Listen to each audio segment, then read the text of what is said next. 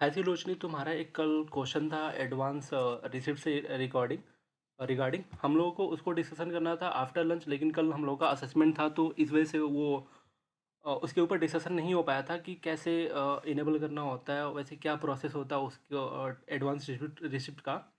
तो उस चीज़ को अगर टैली के अंदर अगर हमको एडवांस शिफ्ट हो रहा है उसको उस चीज़ को मैनेज करना है प्रॉपर तरीके से, ताकि हम लोगों का जो GSTR 1 रिपोर्ट होता है उसके अंदर वो अच्छे तरीके से शो करे। तो फर्स्ट टाइम जब हम लोग किसी कंपनी के अंदर एडवांस शिफ्ट हो रहा है तो उससे पहले हमको F11 फीचर में जाके उस ऑप्शन को इनेबल करना होता है, एडवांस शिफ्ट के रिगार्डिंग जो भी फीचर होता है। तो उसको इनेबल करने के लिए हम लोग को F11 प्रेस करना है कंपनी फीचर के अंदर, और यहाँ पे हमको टैक्सेशन वाले सेक्शन के अंदर दो ऑप्शन मिलेंगे। इंटर करके आएंगे एंड इंटर करेंगे तो ये जो स्क्रीन ओपन होकर आता है GST डिटेल का, इसको एज इट इज ऐसे ही ऐसे एक्सेप्ट कर लेना है, और हमको इस वाले ऑप्शन पे आना है, set alter company GST rate and other details, इसको यस करना है एंड देन इंटर करना है। और फिर इंटर करके आना है, इस चीज़ों को ऐसे ही छोड़ देना है और इंटर करके आना है एडिशनल कॉन्फ़िगरेशन के अंदर, इसको भी ऐसे इंटर करना है। एडिशनल कॉन्फ़िगरेशन के अंदर हमको एक ऑप्शन मिलता है नीचे, सो GST advance and adjustment in transaction, इस ऑप्शन को यस करना होता है। उससे पहले हमको एक और ऑप्शन मिलता है, create HSN and SSC summary for minimum length of HSN and SSC, जो मिनिमम लेंथ कितना होगा HSN एंड SSC का। बेसिकली ये कंपनी के टर्नओवर के ऊपर ऊपर ये डिसाइड होता है कि उसका क्या HSN कोड होना चाहिए, कितने डिजिट का HSN कोड होना चाहिए। तो अभी हम लोग मान मान के चलते हैं वो 6 डिजिट HSN कोड होगा, क्योंकि उसका टर्नओवर 5 करोड़ से एग्जिस्ट कर रहा है।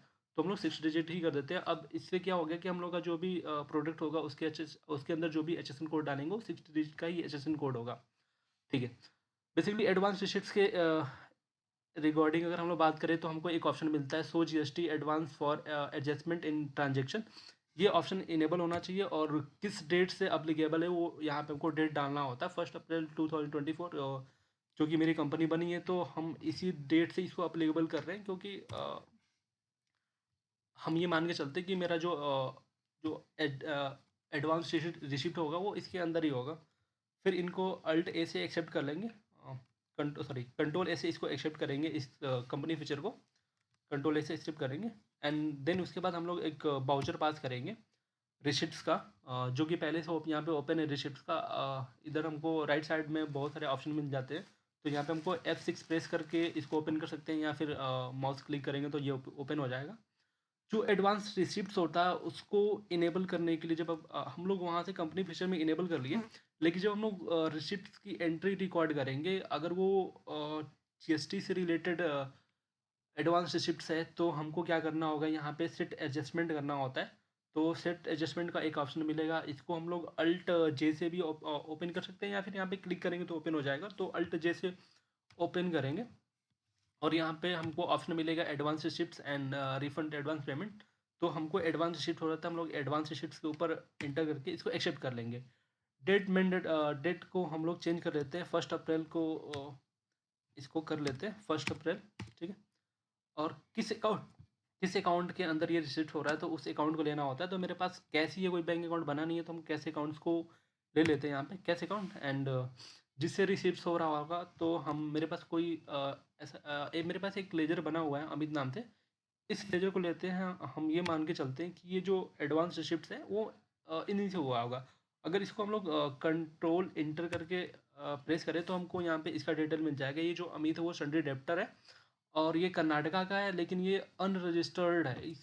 ये B2C हो जाएगा, सॉरी ये जो ट्रांजेक्शन हो जाएगा हम लोग का B2C हो जाएगा, क्योंकि ये अनरजिस्टर्ड है। और इसको हम लोग यहाँ से एक्सेप्ट कर लेंगे।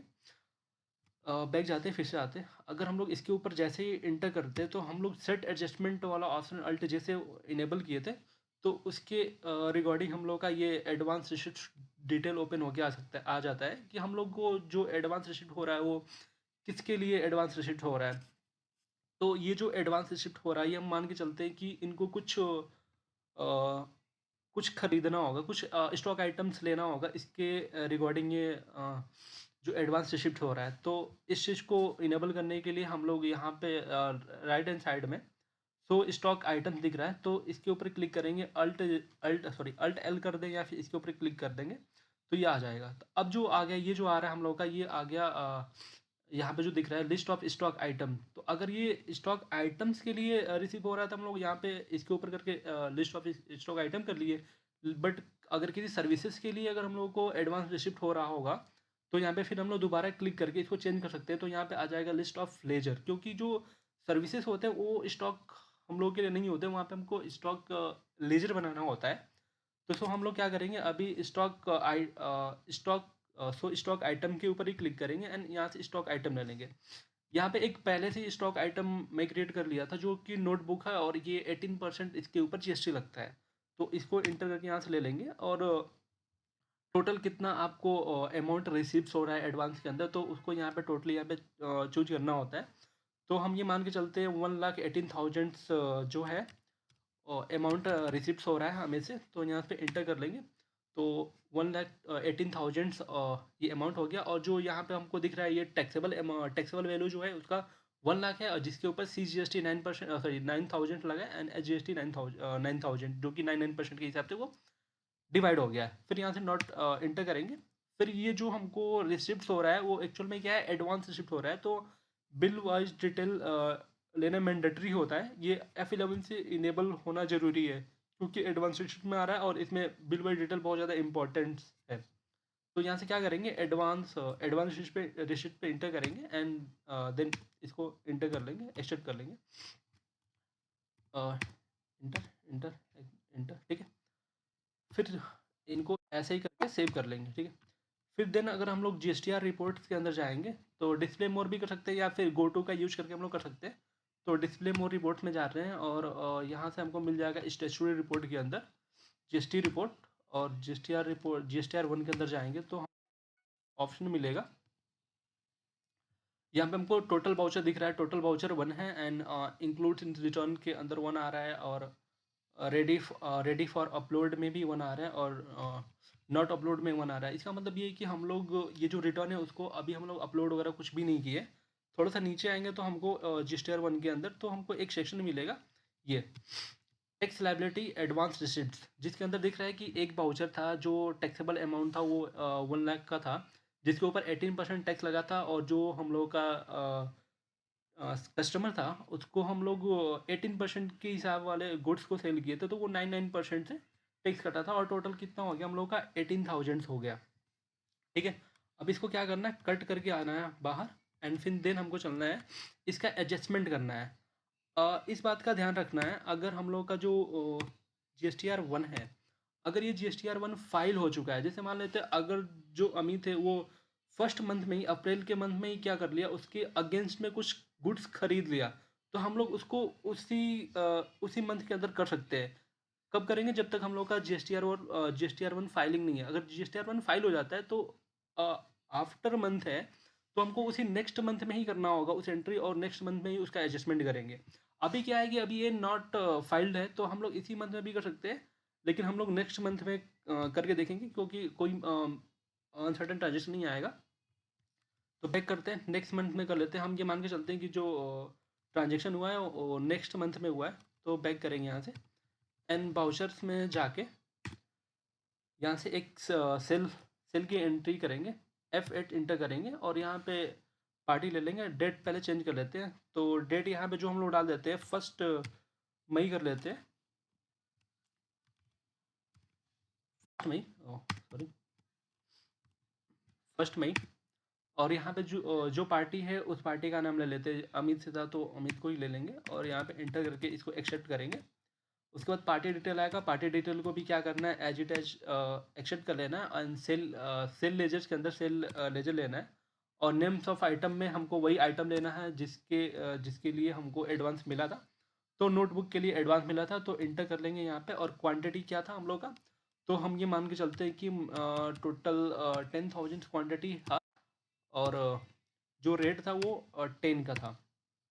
तो हमारे पास 1 लाख टोटल अमाउंट आ गया, और नीचे आके हम लोग इंटर करेंगे, और यहाँ पे हम लोग CGST एंड IGST लगाएंगे, क्योंकि ये inter inter with in the state transaction है, इंटर स्टेट है, तो हम लोग यहाँ से CGST का लेजर ले लेंगे, ऑटोमेटिक 9000 कट जाएगा, और SGST ले लेंगे यहाँ पे, तो ये 9000 कट जाएगा, ठीक है। फिर जब देन इंटर करेंगे तो यहाँ पे अभी हम लोग प्रोवाइड नहीं कर रहे, ई वे बिल नहीं जनरेट करना है, नो करते और इंटर करते, तो हमको ये बिल वाइज डिटेल आता है। ये बहुत ज़्यादा इंपॉर्टेंट होता है, यहाँ पे हमको न्यू बिल नहीं करना होता है। हमको क्या करेंगे यहाँ पे अगेंस्ट रेफरेंस करेंगे, क्योंकि हम क्या चाहते हैं कि इन्होंने जो पिछले मंथ में, अप्रैल के मंथ में जो भी एडवांस दिया था, उसके रिगार्डिंग ये क्या कर रहे हैं, हमसे गुड्स खरीद रहे हैं, तो अगेंस्ट रेफरेंस करेंगे तो हमको वो बिल मिल जाएगा। बिल नंबर 2, 1 अप्रैल को ये 1,18,000 टोटल बैलेंस था, तो इनको हम लोग ले लेंगे, ठीक है। देन इसके बाद जब हम लोग एंटर करेंगे तो हमको ये डिटेल आता है, details of advance amount to be adjusted. तो हमको क्या करना होता है, इस वाले अमाउंट्स को यहाँ से लेना होता है, तो ये अमाउंट ले लेंगे। कभी कभी क्या होगा, प्रॉब्लम्स क्या आएगा कि ये जो हम लोगों का खुल के आ रहा है, सॉरी, नो,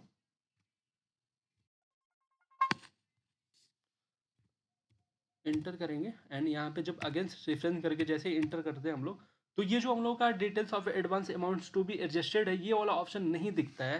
तो इस ऑप्शन को लाने के लिए हम लोग क्या करेंगे, F12 के ऊपर प्रेस करेंगे, तो हमको यहाँ पे एक ऑप्शन दिखेगा GST डिटेल्स के अंदर, auto auto adjust GST advance during the voucher creation. इसका मतलब क्या होता है कि अगर हम लोग इस ऑप्शन को इनेबल कर दें, तो जो हम लोग का ट्रांजेक्शन होगा वो ऑटो एडजस्ट हो जाएगा। इसका मतलब ये जो अमित से, इनसे हम लोग जो एडवांस रिसिप्ट किए थे, वो एडवांस इनका अगर कोई भी हम लोग सेल का बिल बना रहे हैं, तो उस बिल में ऑटोमेटिक ये एडजस्ट हो जाएगा, वो हमसे पूछेगा नहीं। जैसे अब अगर इंटर करते हैं तो ये अगेंस्ट रेफरेंस आया एंड उसके बाद हमसे वो ऑप्शन पूछा ही नहीं, वो क्या करेगा, इसी बिल को ऑटोमेटिक वो एडजस्ट कर देगा। अगर उस ऑप्शन को लाना है तो हम लोग F12 पे जाएंगे कॉन्फ़िगरेशन के अंदर, एंड देन उस auto adjust GST advance during the vouchers creation, इसको नो करना होगा। क्योंकि ऐसा हो सकता है कि जिसको हम लोग सेल कर रहे हैं वो नहीं चाहता है कि ये जो हम अभी जो 1 मई को सेल कर रहे हैं, वो ये नहीं चाहता है कि जो एडवांस दिया था वो उसमें से इसका एडजस्टमेंट हो। वो चाहता है कि हम जो दूसरा अगर आपसे परचेज करेंगे उस बिल में एडजस्ट करना होगा, तो हमें ऐसा कंडीशन मिल सकता है। तो हम उस ऑप्शन को इनेबल करके रखेंगे एंड देन अब इंटर करेंगे हम लोग, तो अ, एक सेकेंड, तो वो एडजस्ट हो गया होगा। डे बुक में जाके फिर चेक कर लेते हैं। Inter inter inter inter inter inter inter inter inter inter inter against reference, and then ये हम लोग का ये आ गया, क्योंकि हम लोग उस ऑप्शन को जाके वहाँ पे डिसेबल कर दिया। अब कंट्रोल ऐसे इसको एक्सेप्ट कर लेते हैं, कंट्रोल ऐसे एक्सेप्ट नहीं करना हमें, तो नो कर देंगे, जनरेट नहीं करना है। एंड देन अगर हम लोग अब जाते हैं GST रिपोर्ट में, गोटो का भी यूज कर लेते हैं, तो गोटो N1 प्रेस करेंगे तो हम लोग का GSTR1 रिपोर्ट आ जाएगा। इंटर करेंगे यहाँ पे, तो अभी ये जो ट्रांजेक्शन यहाँ पे दिख रहा है 1 इसलिए दिख रहा है क्योंकि हम लोग का ये जो पीरियड है वो अप्रैल तक का ही सिलेक्ट है, तो हम F2 से हम लोग इसको चेंज कर लेंगे, अप्रैल टू मई, ठीक है। इंटर करेंगे तो अब हम लोग के पास टोटल 2 ट्रांजेक्शन आ गया, और दोनों क्या है, इसी रिटर्न से रिलेवेंट है, एंड कोई भी हम लोग के पास अनसर्टेन ट्रांजेक्शन नहीं है। तो अब जब हम लोग नीचे आएंगे तो हमें कुछ ट्रांजेक्शन मिलेंगे। हाँ, ये अब ये क्या हो गया, टैक्स लाइबिलिटी जो था एडवांस रिसीट हुआ था हम लोग को 1 अप्रैल को, 1 लाख की बिल था, जिसपे 9,000 GST कटा हुआ था, टोटल 18,000 रुपये था, ठीक है। अब ये जो हम लोग 1 मई को एडजस्टमेंट किए थे 1 लाख का, तो उससे क्या हो गया, हम लोग यहाँ पे दिख रहा है कि जो 1 लाख था, इससे क्या हो गया, ये माइनस माइनस हो गया, और जो हम लोग का बिल था ये B2C में चला गया, B2C स्मॉल में चला गया। B2C स्मॉल में ये इसलिए गया क्योंकि जो हम लोग का ट्रांजेक्शन था वो B2C था। जो हम लोग का अमित था उसके पास अपना GST नंबर नहीं था, तो वो कस्टमर हो गया, एंड जो कंपनी के पास रजिस्टर था तो वो B2C हो गया, तो वो B2C ट्रांजेक्शन में आ गया, और ये टोटल ये प्रोसेस होता है। अगर इसके अलावा कहीं प्रॉब्लम्स आ रहा है, तो बेसिकली प्रॉब्लम्स क्या आ सकता है कि वो ऑप्शंस ना आ रहा हो, तो F12 से ही जाना है, और यहाँ से इसको डिसेबल कर देना है, तो आ जाएगा। और इस बात का भी ध्यान रखना है कि हमेशा बिलवाज एंटी इनेबल हो, और आपका जो GST डिटेल है वो भी इनेबल होना चाहिए, और आपका जो जब भी हम लोग रिसिप्ट कर रहे हैं तो उसमें उस रिसिप्ट के अंदर सेट एडजस्टमेंट करें, ताकि तो ही वो हो पाएगा। यहाँ पे हमको दिखना चाहिए कि यूज फॉर एडवांस रिसिप्ट्स, ये चीज़ें आनी चाहिए, ठीक है। अगर एक बार हम लोग जीएसटी रिपोर्ट फाइल कर चुके हैं, जीएसटी R1 फाइल कर चुके हैं, तो उस मंथ के अंदर नहीं कुछ छेड़छाड़ करते, इस वजह से हम लोग नेक्स्ट मंथ में ही करते हैं। Thank you. अगर कुछ इसके अलावा कुछ अगर प्रॉब्लम्स हो या फिर इस वीडियोस के अंदर कुछ नहीं समझ में आ रहा है, तो उस पर्टिकुलर टाइमलाइंस के ऊपर आप नोट करके या फिर उसको रिकॉर्ड करके आप बोल सकते हो, वॉइस रिकॉर्डिंग करके, तो ये नहीं समझ में आया या फिर कुछ भी प्रॉब्लम है तो पूछ सकते हैं। Thank you.